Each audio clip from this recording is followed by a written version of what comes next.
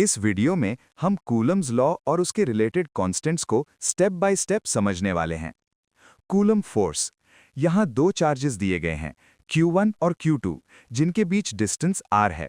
इनके बीच जो electrostatic force लगती है वो डायरेक्टली प्रोपोर्शनल होती है चार्जेस के प्रोडक्ट यानी Q1 इंटू Q2 के साथ, और इन्वर्सली प्रोपोर्शनल होती है डिस्टेंस के स्क्वायर यानी r स्क्वायर के साथ।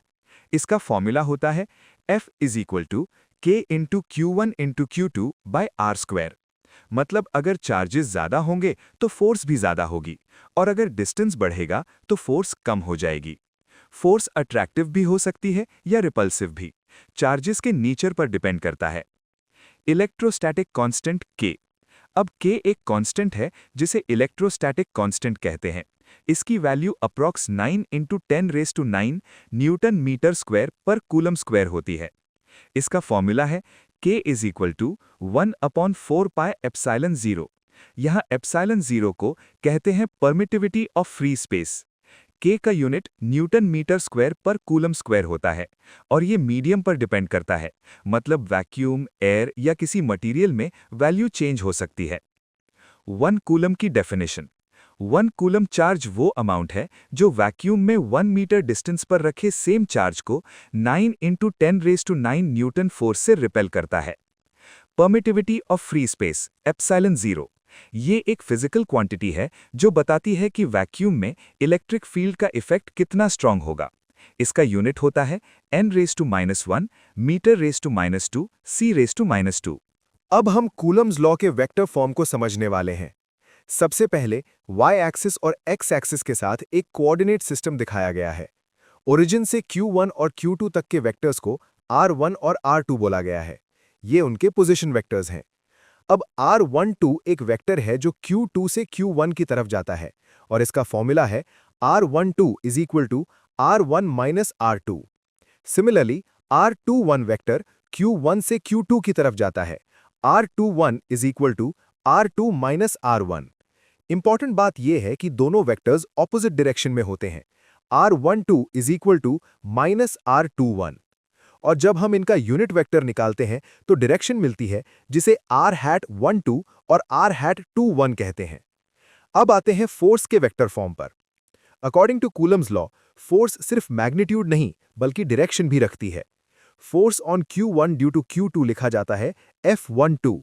F12 is equal to KQ1 Q2 divided by R12 squared into R12 hat, और इसी को हम वेक्टर फॉर्म में लिख सकते हैं। F12 is equal to KQ1 Q2 divided by R12 cube into R12 vector. Similarly, force on Q2 due to Q1 होती है F21, जो बिल्कुल opposite direction में होती है। F21 is equal to minus F12। ये न्यूटन्स थर्ड लॉ को follow करता है, एक्शन रिएक्शन पेयर। अब देखते हैं इंटरैक्शन का नेचर।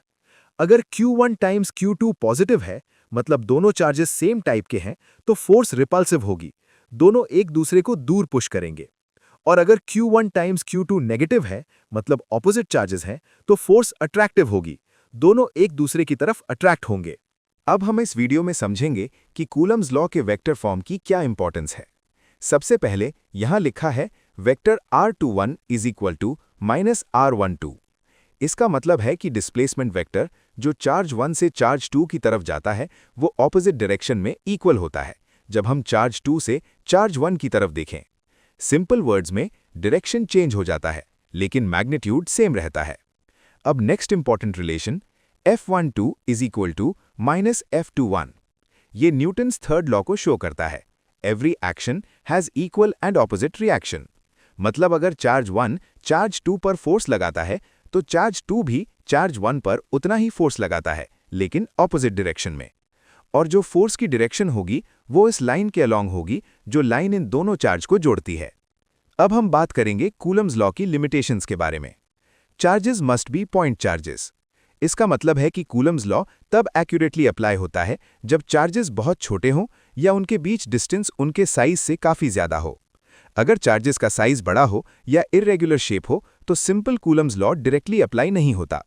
जब चार्जेस के बीच की डिस्टेंस 10⁻⁻15 मीटर से कम हो तो भी कूलम्स लॉ अप्लाई नहीं होता, क्योंकि फिर न्यूक्लियर फोर्स वर्क करने लगता है जो कि इलेक्ट्रोस्टैटिक फोर्स से कहीं ज़्यादा पावरफुल होता है। अब हम डाइइलेक्ट्रिक कांस्टेंट K और परमिटिविटी एप्सिलॉन को स्टेप बाय स्टेप समझने वाले हैं। सबसे पहले लेफ्ट साइड पर देखते हैं कूलम्स फोर्स इन वैक्यूम, जिसे हम F0 बोलते हैं। यहाँ एप्सिलॉन नॉट होता है परमिटिविटी ऑफ फ्री स्पेस और इसका वैल्यू होता है 8.85 इंटू 10⁻⁻12। मतलब जब दो चार्जेस वैक्यूम में होते हैं तो उनके बीच का फोर्स इस फॉर्मूला से कैलकुलेट होता है। अब राइट साइड पर देखते हैं Coulomb's force in a medium, जिसे हम FM बोलते हैं। यहाँ एप्सिलॉन होता है परमिटिविटी ऑफ मीडियम, यानी जिस मटेरियल के अंदर चार्जेस रखे गए हैं। अब इंपॉर्टेंट स्टेप, अगर हम F0 को FM से डिवाइड करें, इससे हमें मिलता है डाइइलेक्ट्रिक कांस्टेंट K या relative permittivity epsilon R। Simple words में K बताता है कि मीडियम के अंदर फोर्स वैक्यूम के कंपैरिजन में कितना कम हो जाता है। अगर K बड़ा है मतलब मीडियम फोर्स को ज़्यादा रिड्यूस करता है। अब एक important relation, force in medium vacuum के फोर्स से कम होता है। इसका मतलब है जैसे जैसे K बढ़ेगा फोर्स कम होता जाएगा। एग्जाम्पल देखें, एयर के लिए K अप्रॉक्सीमेटली 1 होता है, मतलब ऑलमोस्ट कोई चेंज नहीं। लेकिन वाटर के लिए K अप्रॉक्सीमेटली 80 होता है, मतलब फोर्स बहुत ज़्यादा रिड्यूस हो जाता है। Finally physical meaning of permittivity. Permittivity एक प्रॉपर्टी है मीडियम की जो डिसाइड करती है कि दो चार्जेस के बीच इलेक्ट्रिक फोर्स कितना होगा। जितनी ज़्यादा परमिटिविटी होगी उतना मीडियम चार्जेस के बीच फोर्स को अपोज करेगा। Now we are going to understand the comparison between two fundamental forces, electrostatic force और ग्रेविटेशनल फोर्स। चलिए सबसे पहले सिमिलैरिटीज देखते हैं, यानी इन दोनों फोर्सेस में क्या कॉमन है। पॉइंट नंबर 1, दोनों forces inverse square law follow करते हैं, मतलब फोर्स डिस्टेंस के स्क्वायर के इनवर्स प्रोपोर्शनल होता है। सिंपल वर्ड्स में डिस्टेंस बढ़ेगा तो फोर्स जल्दी कम हो जाएगा। पॉइंट नंबर 2, दोनों फोर्सेस प्रोपोर्शनल होते हैं प्रोडक्ट के साथ। इलेक्ट्रोस्टैटिक फोर्स डिपेंड करता है चार्जेस के प्रोडक्ट पर और ग्रेविटेशनल फोर्स डिपेंड करता है मासेस के प्रोडक्ट पर। पॉइंट नंबर 3, दोनों फोर्सेस सेंट्रल फोर्सेस हैं, यानी ये हमेशा उन दो ऑब्जेक्ट्स के बीच की जॉइनिंग लाइन के अलोंग एक्ट करते हैं। पॉइंट नंबर 4, दोनों फोर्सेस कंजर्वेटिव फोर्सेस हैं। इसका मतलब वर्क डन पाथ पे डिपेंड नहीं करता, सिर्फ इनिशियल और फाइनल पोजीशन पे डिपेंड करता है। पॉइंट नंबर 5, और दोनों फोर्सेस वैक्यूम में भी काम कर सकते हैं, इन्हें किसी मीडियम की जरूरत नहीं होती। अब चलिए डिफरेंसेस यानी डिसिमिलैरिटीज समझते हैं। First difference, electrostatic force attractive भी हो सकता है और रिपल्सिव भी। जैसे अनलाइक चार्जेस अट्रैक्ट करते हैं और लाइक चार्जेस रिपेल। लेकिन ग्रेविटेशनल फोर्स हमेशा अट्रैक्टिव होता है। मास सिर्फ अट्रैक्ट करता है, कभी रिपेल नहीं करता। Second difference, electrostatic force medium पर डिपेंड करता है। यहाँ K कांस्टेंट चेंज होता है जब मीडियम चेंज होता है, जैसे एयर या वाटर। पर ग्रेविटेशनल फोर्स मीडियम से बिल्कुल इंडिपेंडेंट होता है, ये हर जगह सेम रहता है। थर्ड डिफरेंस, इलेक्ट्रोस्टैटिक फोर्स काफी ज्यादा स्ट्रांग होता है कंपेयर टू ग्रेविटेशनल फोर्स।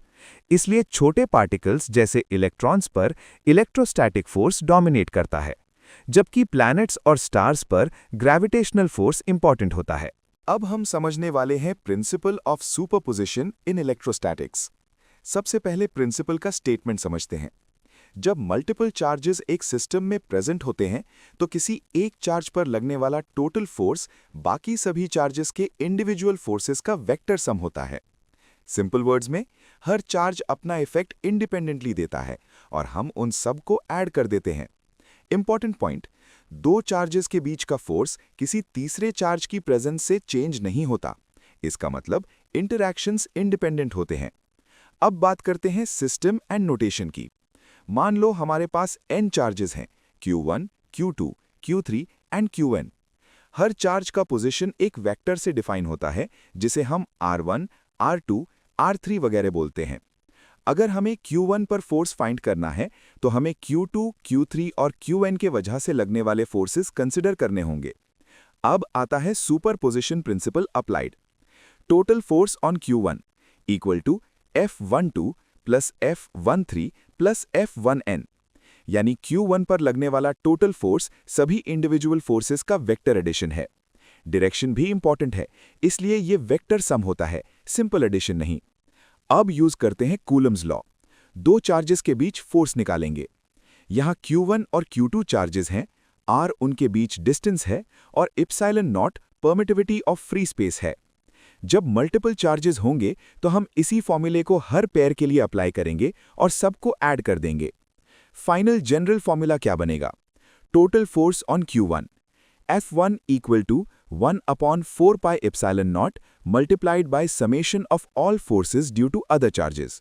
और अगर पोजीशन वेक्टर्स यूज करें तो फॉर्मूला और कॉम्पैक्ट हो जाता है। वेक्टर एडिशन, अगर दो फोर्सेस के बीच एंगल थीटा हो तो रिजल्टेंट फोर्स इस फॉर्मूले से कैलकुलेट करेंगे। ये फॉर्मूला तब यूज होता है जब हमें सिर्फ मैग्नीट्यूड चाहिए।